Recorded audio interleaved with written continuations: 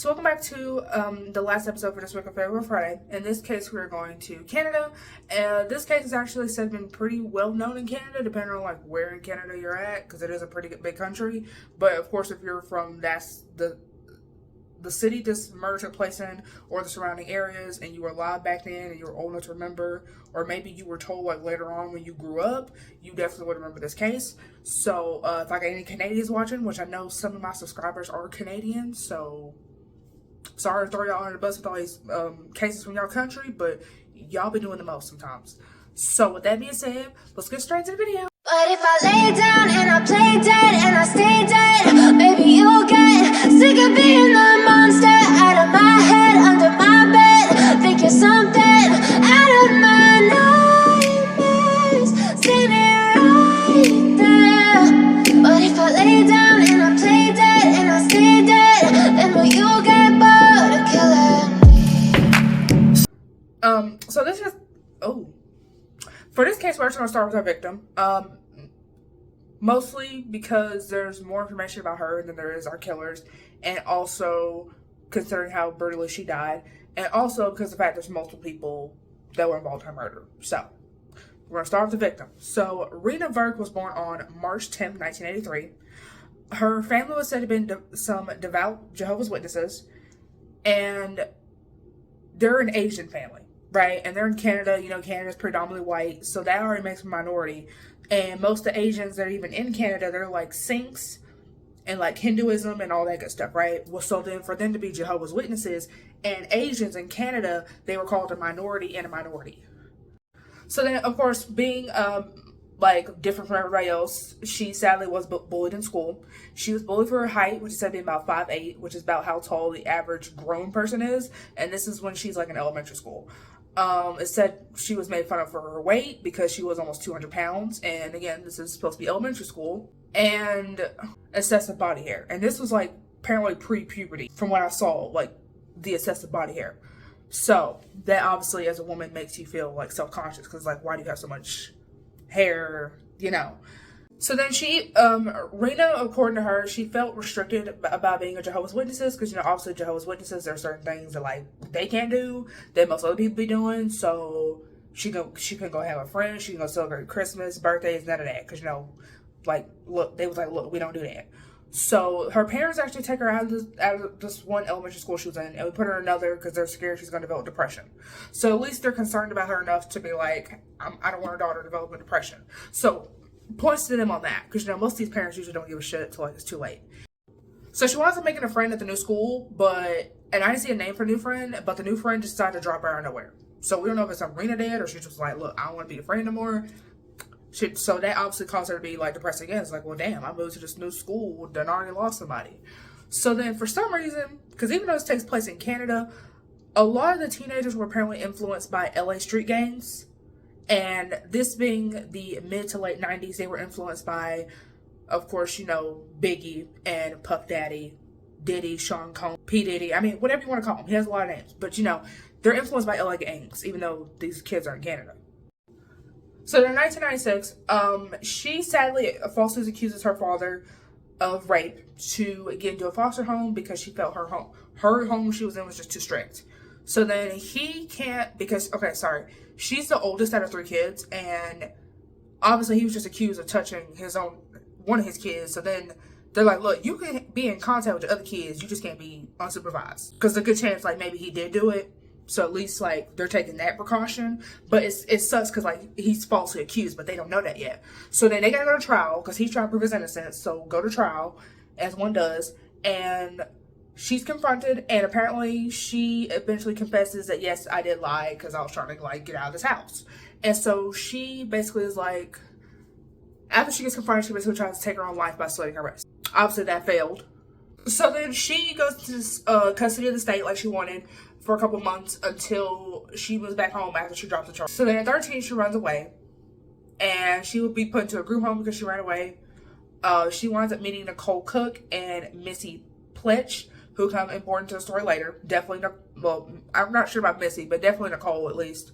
So apparently, Nicole's like one of 13 kids, and she was the oldest, at least on her mom's side. We don't know how old, like, where she ranks on the father's side. But on the mom's side, she's, like, the oldest out of these 13 damn kids. So she gets kicked out of her mom's house. She gets put into a group home. She's kicked out of the group home as well, even though she's a minor. So I don't know, like, how that was it.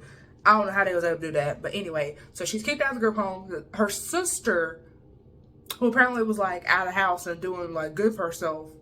So I guess, like, her sister on her father's side had her own place and was like, look, you can come stay with us, but you gotta watch, like, your nephew, which is her sister's son. So basically, like, do some babysitting in exchange for a place to stay. So then the sister was actually a truck driver, so obviously she's gonna be gone a lot because, you know, truck drivers gotta work to get that bread. So one day, Nicole apparently threatened her nephew with a knife, and the sister found out about this. I don't know whether the nephew told or it just slipped somehow, or she just was like, look, I threatened your child with a knife. Anyway, the sister finds out and she's like, look, she calls welfare services. It's like, look, come get this girl. So of course, like most troubled teenagers, she gets involved with like petty thefts, and she's over stealing cars. Apparently she was trying to be like a female Al Capone and basically become the world's first female hitman, and so I guess like a hit woman. And apparently the first confirmed female hit woman, which has already happened apparently, was like in the 1500s. So she's like way behind.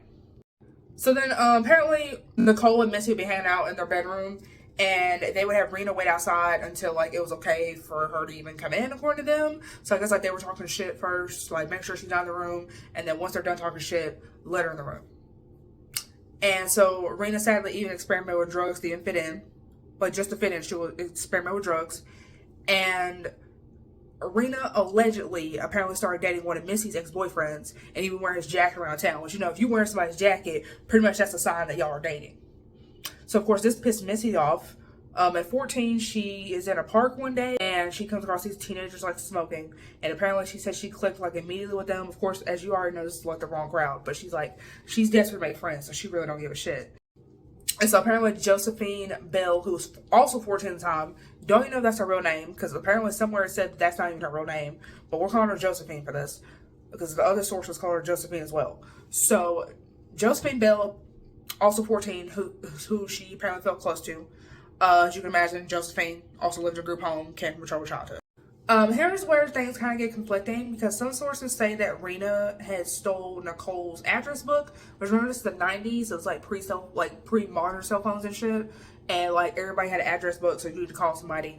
That's what the address book was for. So she took the address book, started calling all her contacts. Apparently there was a boy that she liked that was in Nicole's address book. She called him, I think, like 15 times asking, like, can we meet at like the candy store? Even though apparently he already had a girlfriend at the time. And he said he'll meet up with her, but then like, I think, what's the term? He stood her up last minute, pretty much. And so then there was like other people she was calling and making rumors about Nicole, saying her eyebrows were fake, that she had AIDS. There's other sources saying Nicole did all that shit. So then, of course, apparently that was the final straw for Nicole.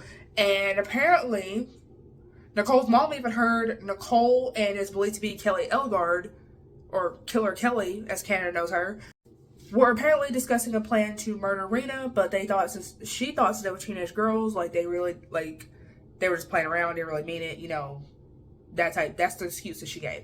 So in August of 1997, this is not Reena, this is some random unnamed girl. Kelly and Nicole apparently like lured this random girl to the woods and tried to set her hair on fire. She survives, thank God. It didn't say how bad the damage was to her hair, but she did survive, and somehow they were never charged for this. So maybe like she didn't say nothing to like after what happened to Reena, because like, yeah, or maybe she was just, I don't know, but it eventually came out that she did this, so somebody had to have told. And yeah, Kelly basically was born on August 9th, 1982. And so, yeah, that's really all I have for Kelly. Like, so before you start expecting like a background, that's all I got until after what happens. So on the night of November 14th, 1997, Reena is invited to a party by Nicole, from what most sources say Nicole.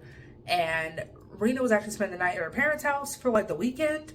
And they were like, yeah, you can come back as long as you are back by 11 p.m., which is her curfew. Because again, this girl's like 14, which I feel like 11, that's pretty generous considering it was a Friday night, so it was the weekend. And also, yeah, anyway, and apparently her mom sadly had like this really bad feeling. He was like, don't go. She was trying to convince her, And she was like, nah, like, I'm trying to go. But she was trying to, like, make friends, trying to see, like, what's good. And obviously nothing was good, but she was trying to see, like... Apparently originally made a plan to beat Reena up along with Kelly, because apparently Josephine and Kelly were, like, best friends somewhere. And, which I would have thought Nicole and Kelly were best friends, but apparently not. So they're at the party, and the original party apparently took at a field behind the school, but apparently someone broke a window. And so apparently the alarm went off, police get called, they're like, go home. Of course, these are kids, they ain't going home.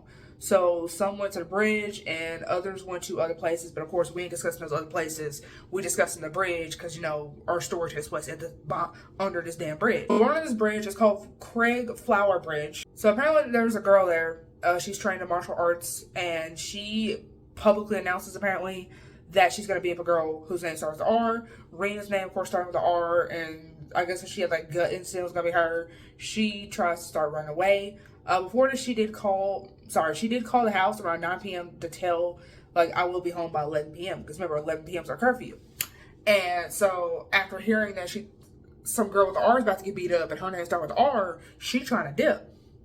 And so they, like, Kelly, Nicole, and a bunch of these other girls, they run after her, they grab her, they start beating her up, kicking her. Nicole apparently put her cigarette, Nicole apparently was smoking a cigarette and put the cigarette out on her, which she would admit later on in the interview. Her bus pass was ripped up, so I guess, like, she couldn't even go home, so I feel like that's premeditation right there alone. Other items that she had with her, so I guess, I don't know what items she brought with her other than this bus pass, but, like, and I guess, like, whatever other items she brought with her, those were put into the water. Again, like, disposing of evidence. So I feel like there's some premeditation right there. And it's said that they even attempted to set her hair on fire, but of course I could not, like, confirm that was even true, because I only saw that maybe, like, a couple sources, so that's allegedly. There was a girl named Layla, who apparently this is the martial arts girl. Like, the same girl said, I'm gonna beat up somebody whose name starts with an R. Apparently she was the one who said, let's stop. So then they stopped, Reena's able to get away, and this boy, so there's all these girls, and there's only one boy involved in all this. And apparently he didn't even know Reena, and he really didn't even have a reason to even be involved in this fight, but he is anyway. And so, Warren Paul Golowski, the only boy involved in all this, he would later say that Reena was under the bridge, and he would say that Kelly asked, was Reena sorry for all the trouble that she had caused? And so Warren was born on April 26, 1981. Mother was not in the picture because she was alcoholic. Father ran away to California in the United States to go be with a woman he apparently met online. But he would occasionally send Warren money because he is a minor. Because I think he's like 16, if I'm doing my math right. Yeah, he's 16 when this murder happened. So obviously he's a minor. He's going to need some financial assistance. So Kelly and Warren are eventually chasing Reena. They eventually catch her, sadly, and they move her to the other side of the lake. They make her take off her shoes and jacket. She was sadly beaten again and kicked in the head and ribs until she choked on her blood. Kelly would eventually drag Reena to the water, because again, they're like under this bridge, so there's like a bunch of water. She drags her to the water until she eventually drowned. So Reena is believed to be dead by this point. And so around 11:15 that night, allegedly, this boy named Robert apparently was walking home, and Kelly was like, he was walking home, and Kelly was like nearby, so then they start talking. They knew of each other, but they weren't friends. So then she asked, did he have a cigarette? And he would ask, like, because she was stressed out. He would say, why are you stressed out? I said, and she wouldn't even lie. She was like, yeah, I just fought someone and held her head in the water. So then, of course, the group makes a group pact, like, not to tell anyone, but of course, there's a bunch of teenagers, so somebody gonna run their mouth. So then Nicole apparently told her roommates at the group home. They asked a principal, so I guess like the school principal, for like a newspaper, because they didn't believe. One girl told a boy that her and her friends had killed someone. So that's like two people right there who've already told. And the night's technically not even over yet. Reena's parents actually go looking at the people that she said were her friend's house, saying, like, did she come over to your house? And then they went over to her grandparents' house, so their parents, to see, like, is she here? Because there was a point apparently she was living with her grandparents as well. So then they obviously called the foster home. She ain't there. The next day she's reported missing. That same day, Kelly and Nicole go back to the river to go find like any clothes, shoes, any remnants of what once was Reena. Basically, like disposing of the evidence that Reena was even here. They somehow still find that evidence. They somehow still find like a sweater and shoes. They hurry up and get that shit. They hide it in one of Nicole's roommate's closets. So basically, I guess to like incriminate her. So then she forces this same girl who already she's trying to like incriminate for pretty much murder. She forces the same girl to call Reena's mother during the search efforts. For what reason? I don't even know. I guess like to throw her off. So of course Warren has a girlfriend, and he asked the girlfriend to get the blood out of his clothes. Apparently one source said he even asked a friend, and the friend did it instead. The blood is out of the clothes apparently. And so then of course by Monday morning, because this murder happened on a Friday, so not even 3 days later, there's already rumors going around the damn school about Reena's murder. And even though teachers heard about this, like, nobody went to police because this is a damn middle school. Like, how serious can this be? And so apparently somebody went to police. It said that a pair of sisters who were also at the group home, they went to police. And of course police get Nicole's name eventually. They go question her. She's like, she got into a truck with a random man in a Walmart parking lot, and she said, I'll meet you at the bridge, but she never did. So basically, like, kind of trying to lie and say that maybe the man, like, kidnapped her, or maybe that's the reason we ain't seen her. So the sister somehow convinced Nicole to, like, show them where the crime scene is. So then she does. So maybe she, like, didn't think they would snitch, or she was just really proud of what the hell she did. So then they also go back to police. Police get, like, divers, helicopters, all that good shit. And Rita's body is sadly found 8 days later. Has to have a closed casket because the body's just that damn decomposed. Her 18 pebbles were said to have been found in her body. So obviously she was alive when she went in that water. Hence her cause of death. Cause of death is obviously drowning at that point. Rumors obviously went from gangsters to drunks as to how Reena could have possibly died. 8 teenagers were arrested, and the clothes they were wearing the night of the murder was confiscated for evidence.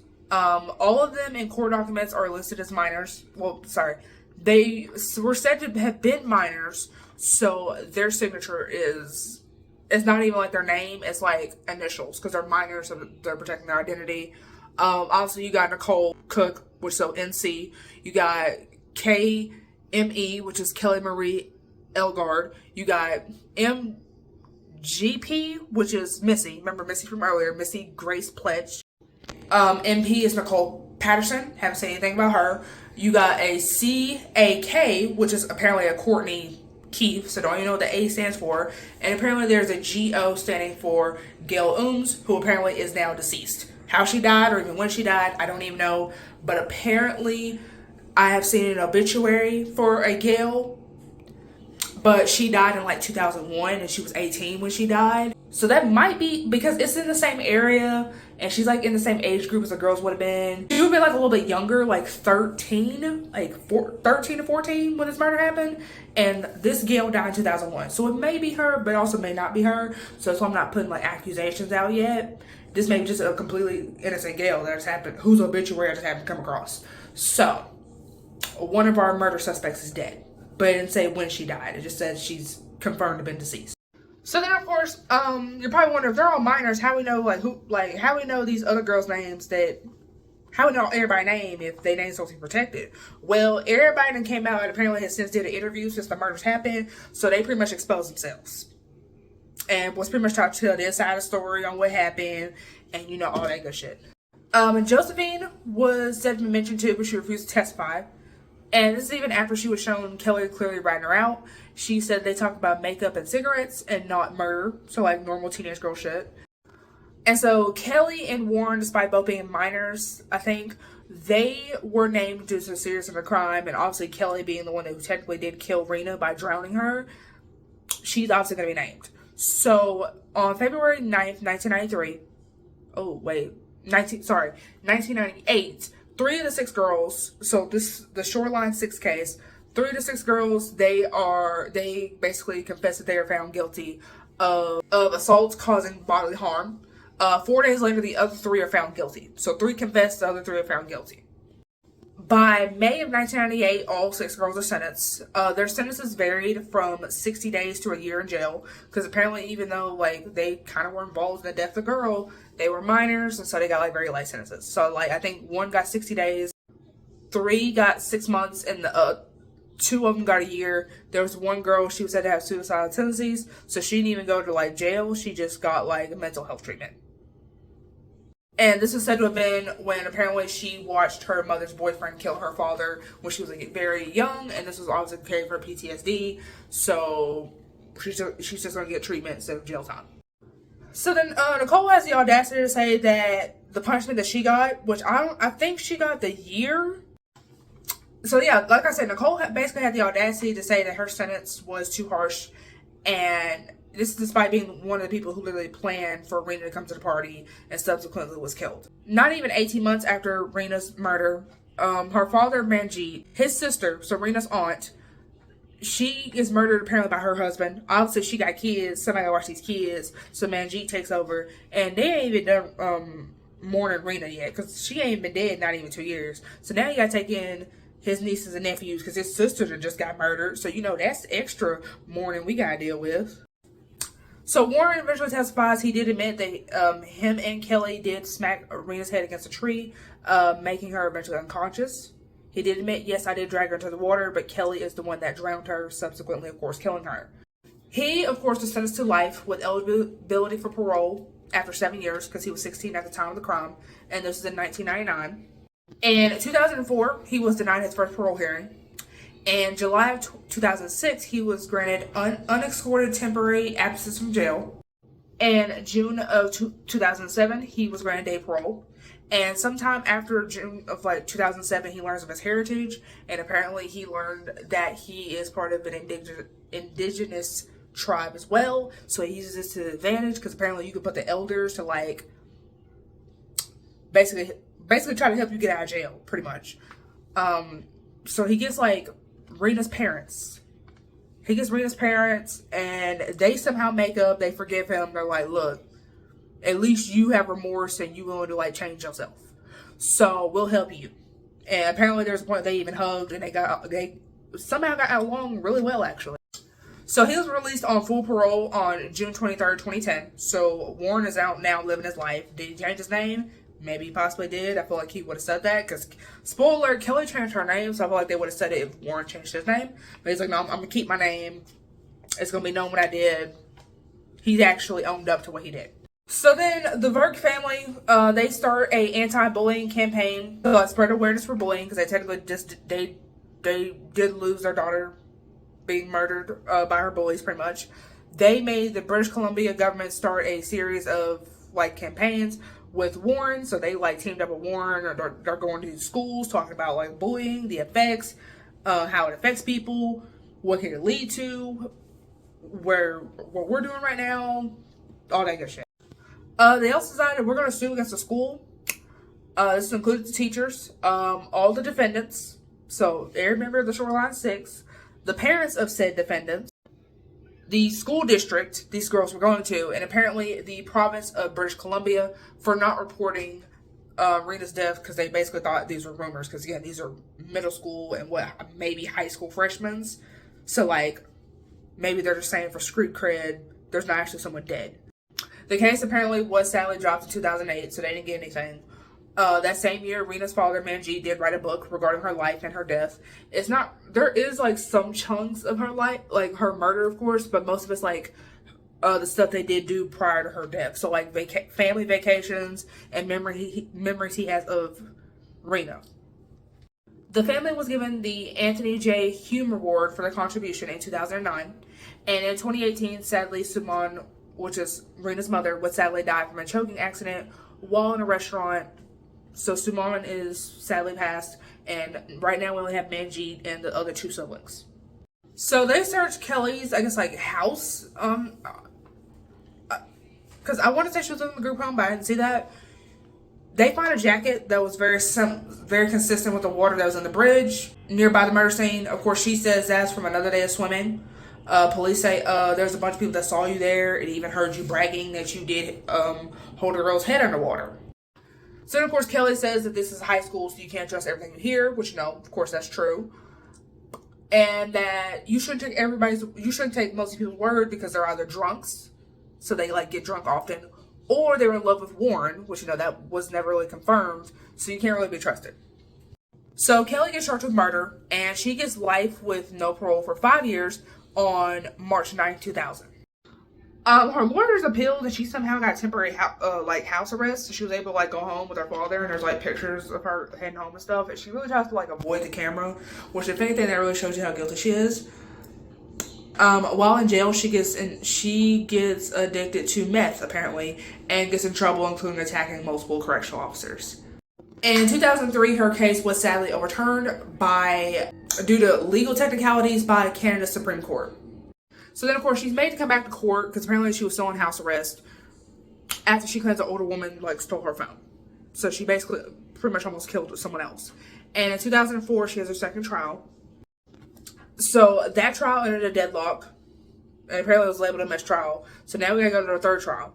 Third trial, 2005. She gets life without parole for 7 years. So she went from 5 years to 7 years before she can even apply for parole. So in 2006, she filed for a fourth trial or an acquittal. I'll say either one, but preferably an acquittal, according to her. And in April 2009, she puts her case in front of Canada's Supreme Court again because they helped her out, but that was only due to legal technicalities. But still, it's like she's trying to figure out, like, can she get another get out of jail free card, pretty much.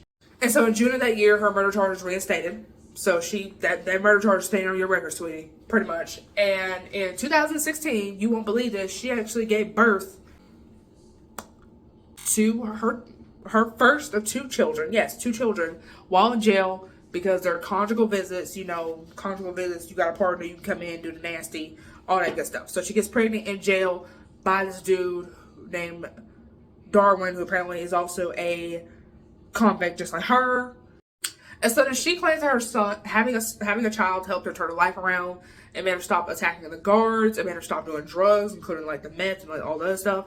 And she was making homemade shivs in prison. So, and so then apparently, I guess she was asked like, why are you dating an ex-convict? Apparently, she would claim that it was easier to date somebody with a criminal past because they are more likely to understand versus somebody who has like a squeaky clean record, pretty much, because they're, I guess, like more likely to judge you.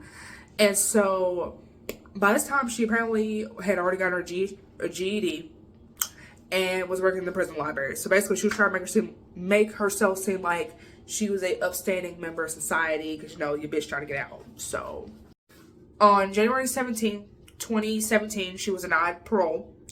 On November 30th of the same year, so still 2017, she's granted day parole and the condition she stay with some drugs and gets mental health treatment. So I think the mental health treatment was required, and I would like to assume they did drug tests to make sure she was actually getting the drugs again. On October 30th, 2018, so a little under a year later, her day parole was actually extended and she gets overnight leaves. And on August 22nd, 2019, she legally changed her name to Carrie Marie Sims to basically like put like Killer Kelly behind her, but you know, like, we ain't forgetting that shit. And so in 2020, she gets pregnant again by Darwin. It's the second child with Darwin. She has two kids that we know of because I ain't seen no update on her since. And in 2021, her parole was revoked because apparently she was using drugs and alcohol. So not even one or the other, she was using both. And then her parole apparently gets reinstated 2 months later. So regarding Nicole, the last update that I could find of her, unless someone knows something different, is that she became a single mama too. And she was a stripper at some point in her 20s. So of course, the interviews that everybody else did, I have not even seen those interviews. I don't know if they were like TV interviews, book interviews, like I don't know. But apparently everybody that was involved in that case did an interview eventually as to how we publicly know their names. So there is an upcoming documentary called Under the Bridge. It's supposed to come out on Hulu. At the time this video has not come out yet. Apparently it's supposed to come out like later this year. And the actress Reese Witherspoon apparently is supposed to be producing this book, because apparently it's based off a book called made by Rebecca Godfrey, who apparently like went to extensive research for this case, and you know, respect to her, shout out to her. And so basically this Under the Bridge, the Hulu version, is basically like, you know, they make movies off like books we read like in school and shit, and not even just in school but like in general. It's basically like the movie version of the book Rebecca made. So yeah, with that being said, that's the case of Reena Virk. That's what we know. Sources down below as always. Definitely a mouthful, but of course, the cases I covered, there's a reason why I covered them. Definitely a tragic ending. Of course, let me know what you think down below. Should Warren even got released? Should he even fought Reena? Like, you know, opinions always welcome down below. And I'll see you fellas in the next one. Bye. But if I lay down and I play